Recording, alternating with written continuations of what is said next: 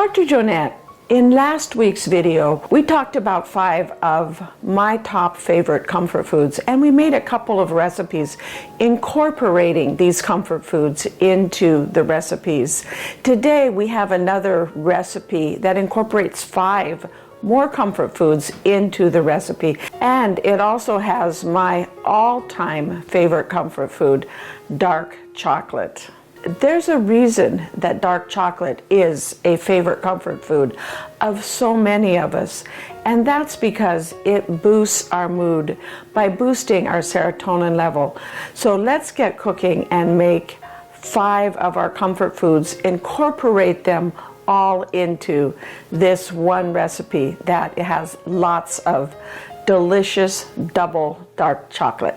Now it's time for my favorite comfort food, and it's also my most delicious recipe in my opinion because it has chocolate.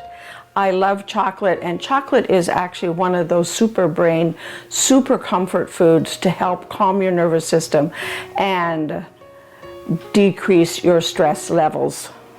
So we're going to start by adding a half of a cup of, I call this double dark chocolate. It's a dark chocolate and a dark chocolate unsweetened chocolate powder, a dark chocolate as well as a dark Dutch processed chocolate. And you want to use dark chocolate when you're eating chocolate to reduce stress. Make sure it's dark chocolate. Chocolate has about 74% cocoa. This here is all cocoa powder, and there's no sweeteners or sugars added, so it's extra healthy for you. And the reason it's brain food number 6 is because it's also loaded with antioxidants, and antioxidants have that anti-inflammatory properties, just like our blueberries.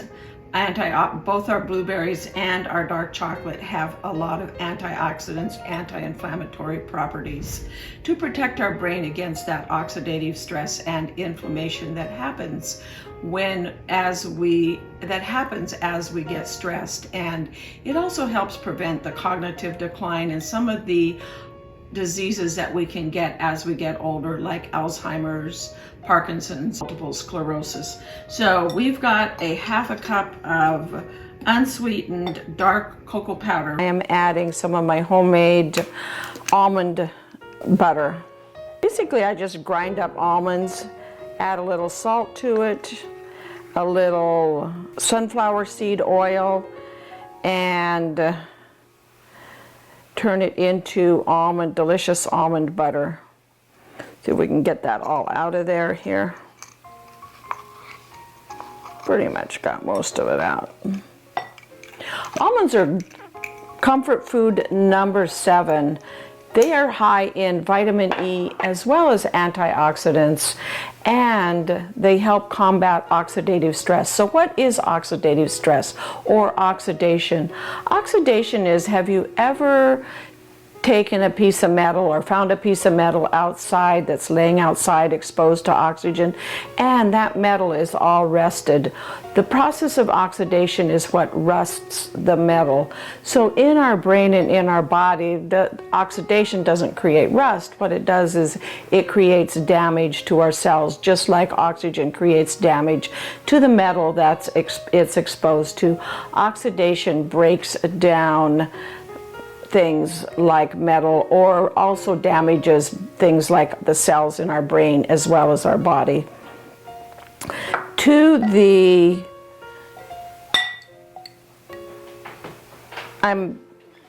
cocoa powder and the almond butter, I'm also adding almond flour.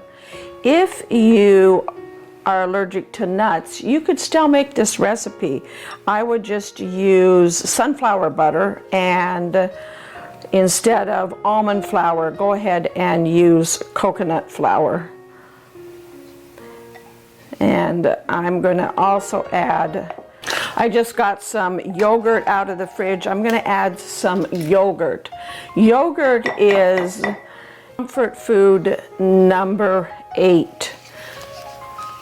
Yogurt adds probiotics to our diet. Probiotics are important because our gut actually has a brain, and that brain in our gut is dependent upon being kept, and the health of the brain in our gut is maintained by the microbiome that's in our gut. In other words, all those microbacteria that keep it healthy, and yogurt is loaded with those healthy bacteria. It's a probiotic and it keeps the gut healthy.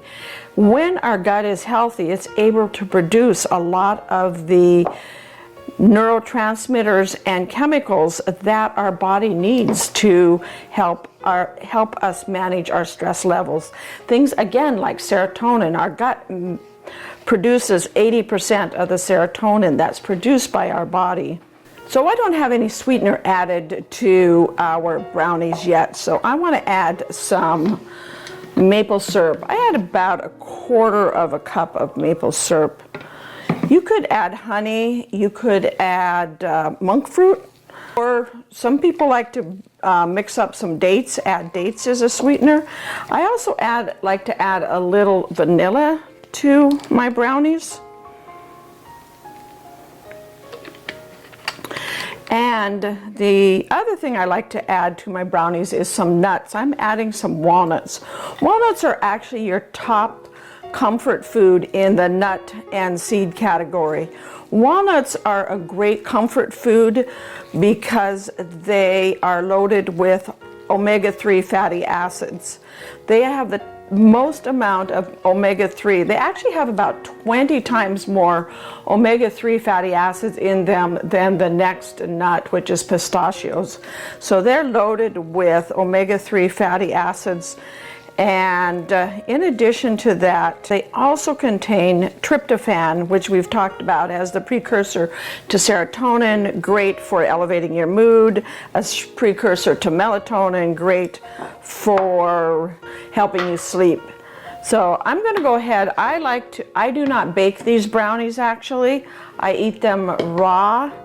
And I'm going to go ahead and put them in little silicone ice cube trays to make them into brownie shapes.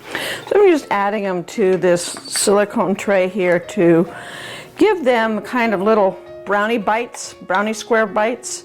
What I'll do is I'll go ahead and refrigerate them. They firm up very nicely, and I keep them actually in the refrigerator. And that way when I want a healthy snack, a little bit of chocolate to elevate my mood, give me a little pick-me-up in the afternoon, I'll take these and combine them with comfort food number 10, which is a cup of my brain tea. My brain tea, I'll actually drink it 1 or 2 cups a day, usually just actually 1 cup a day, and I'll either have it in the morning to get my morning started, or sometimes I'll save it for the afternoon and have it with one of my brownie bites. Brain tea has things in it that are great for memory, great for brain nutrition and brain health. It has lion's mane, it has ginkgo biloba, which is great for your memory, and as well as gotu kola, which is also a great memory. So for your memory, combine a cup of brain tea with one of these delicious brownies, or have it in the morning with your steel-cut oats and your brain berries or blueberries. This makes about a dozen brownies. I just took these out of the freezer and out of the ice cube tray that I used to mold them in. As you can see, they're still a little bit frosty, and I like to eat them a little bit frosty. Thank you for watching, and also please leave in the comments below whether or not you had a chance to try this recipe, what you thought about it, and if there was any modifications that you made. Also, thank you for clicking the like button, subscribing, as well as signing up for notifications. For more information, as well as to read this full recipe, go to my website at growwithdrjonette.com, and we'll see you next week on the Dr. Jonette channel.